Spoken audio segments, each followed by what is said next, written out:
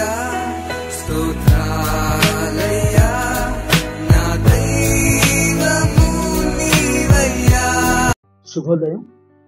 క్రీస్తు ప్రియమైన దేవుని బిడ్డలారా, మన రక్షకుడైన యేసు క్రీస్తు యొక్క పవిత్ర నామంలో మీ అందరికీ ఉదయకాల శుభాలు తెలియజేస్తున్నాను. దేవుని కృపను బట్టి దేవుడి వారం అంతా మరి మన పనుల్లో, మన ప్రయాణ బాధ్యతల్లో ఆయన వెన్నంటుండి ఆయన కాపుదల మనందరికీ దయచేసి మరి ఈ వీకెండ్లో ఈ ఉదయకాల సమయంలో ఆయన స్వరవినగలిగినటువంటి కృపను దేవుడు మనందరికీ దయచేసినందుకు ఎంతగానో దేవునికి కృతజ్ఞతలు చెల్లించాల్సిన ఈ దినం మన టీఎల్సీ అనే ఆహారంలో దేవుని యొక్క వాక్యాన్ని మనం జ్ఞాపకం చూసాము. ఆమోసు గ్రంథం 9వ అధ్యాయం 14వ వచనాన్ని మనం చదువుకున్నాం. మరియు శ్రమ నొందుచున్న నా జనులకు ఇశ్రాయేలీయులను నేను చెరలో నుండి రప్పించి పాడైన పట్టణములను మరలా కట్టుకొని వారు కాపురం ఉందరు. ద్రాక్ష తోటలు నాటి వాటి రసమును తాగుదురు, పనులు వేసి వాటి పండ్లను తినుదురు. బిడ్డలారా, ఈ భాగంలో నుంచి దేవుడు 2 శ్రేష్టమైన తలంపుల ద్వారా మొదటి తలంపు ఏంటంటే, పాడైన పట్టణములను మరలా కట్టుకొని కాపురం ఉండుదురు. పాడైనటువంటి పట్టణములు మరలా కట్టబడి అందులో కాపురం ఉందరు. ఈ మాటను మనం అర్థం చేసుకోగలిగితే ఇది పట్టణం అంటే మనకి సాదృశ్యం, మన జీవితానికి సాదృశ్యం. చాలా కొందరు అనుకుంటూ ఉంటారు, ఇక నా బ్రతుకు అయిపోయింది, నా జీవితం ఇక అయిపోయింది, ఏ అభివృద్ధి లేదు, ఏ ఆశీర్వాదం లేదు, ఏ దేంట్లో కూడా నేను వృద్ధి కాలేకపోతున్నాను, ఇక నా జీవితం ముగిసిపోయింది అని మనం. మరి కొందరు చూసినప్పుడు వారి యొక్క అసమర్థతను బట్టి వారిని ఇక చేతగాని వారని, ఏం చేసుకోలేని వారని, ఇక వారి జీవితం పాడైపోయింది, వారి జీవితం భ్రష్టమైపోయింది, ఇక వారి జీవితం పూర్తిగా కూలిపోయింది అని మాట్లాడుతున్నారు. దేవుడు జ్ఞాపకం చేస్తున్నారు, ఎలాంటి జీవితాలు కట్టబడతాయి, కట్టబడినటువంటి వారి జీవితంలోనే వారు తిరిగి కాపురం చేస్తారు. వ్యక్తిగతంగా మీకు ఒక సందర్భం మనం జ్ఞాపకం చేసుకోవచ్చు. యేసు ప్రభు కానా విందులో అద్భుతం చేశారు. అక్కడ ద్రాక్షారసం అయిపోయినటువంటి ఆ సందర్భంలో అక్కడున్నటువంటి ఆ కొండలన్నీ కూడా పాత్రల్లో పూర్తిగా అయిపోయింది ద్రాక్షారసం. ఆ బాణలు బయట పెట్టించేసి కొత్త బాణాలు తెచ్చేసి అక్కడ పెట్టి వాటిని నీళ్లతో నింపమనలా. ఆ పూర్తిగా అయిపోయినటువంటి ఆ ఎండిపోయినటువంటి ఆ రాతి బాణల్లో నీళ్ళను నింపమని జ్ఞాపకం చేశారు. నింపినప్పుడు నీళ్ళను నింపి అంచులు పట్టుకుని నింపినప్పుడు, ఇప్పుడు ముంచి విందు ప్రధాన దగ్గర తీసుకెళ్ళినప్పుడు చెప్పినప్పుడు నీళ్లతో నింపితే తీసుకుని పోయినప్పుడు ద్రాక్షరసం మంచి. మన జీవితం కూడా అట్టి రీతిగా దేవుడు మాత్రం చేయాలి.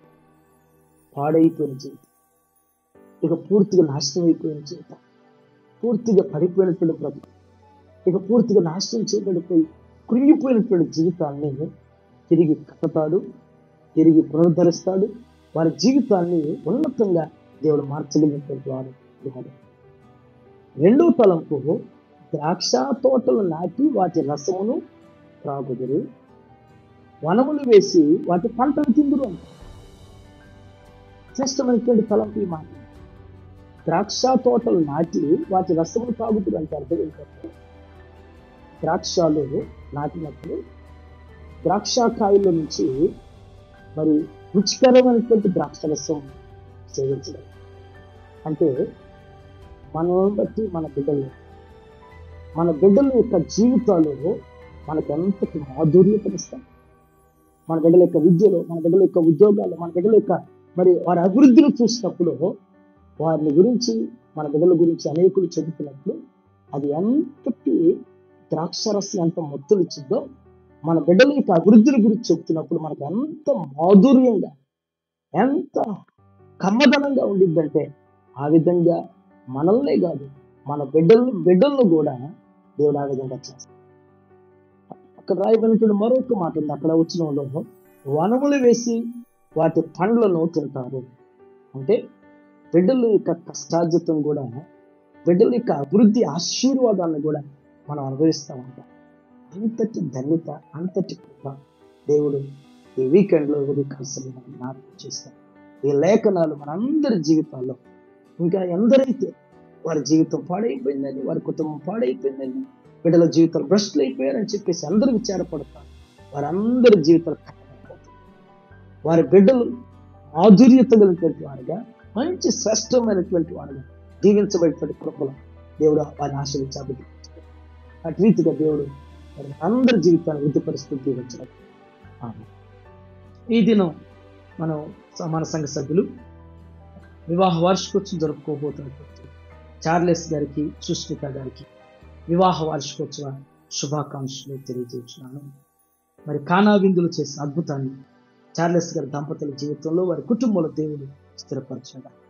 అలాగే ఈ దినం జన్మదినం జరుపుకోబోతున్నటువంటి కళ్యాణ్ గారికి మరి ప్రత్యేకంగా జన్మదిన శుభాకాంక్షలు తెలియజేస్తున్నాను. లేఖనంలో జ్ఞాపకం చేసిన సామెత గ్రంథం 9:11, నా వల్ల నీకు దీర్ఘాయువును, నీవు జీవించు సంవత్సరం అధికమవుతాను సెలవిచ్చాడు. కళ్యాణ్ వరప్రసాద్ గారికి దేవుడు ఇలాంటి దయాకీర్తాలు ఇంకా అనేక దయచేస్తూ మరి ఈ యొక్క మరి డైలీ బ్రెడ్ కార్యక్రమాన్ని, ఈ బ్రాడ్కాస్ట్ను దేవుడు వారు చేయటంలో వారికి ఇచ్చిన తలంతులు దేవుడు ఇంకా ఎక్కువగా వారిని వృద్ధిపరుస్తూ, వారి ప్రయాస తగినటువంటి రీతిలో దేవుడు వారిని, వారి కుటుంబాన్ని ఉన్నతంగా ఆశ్రయించారు.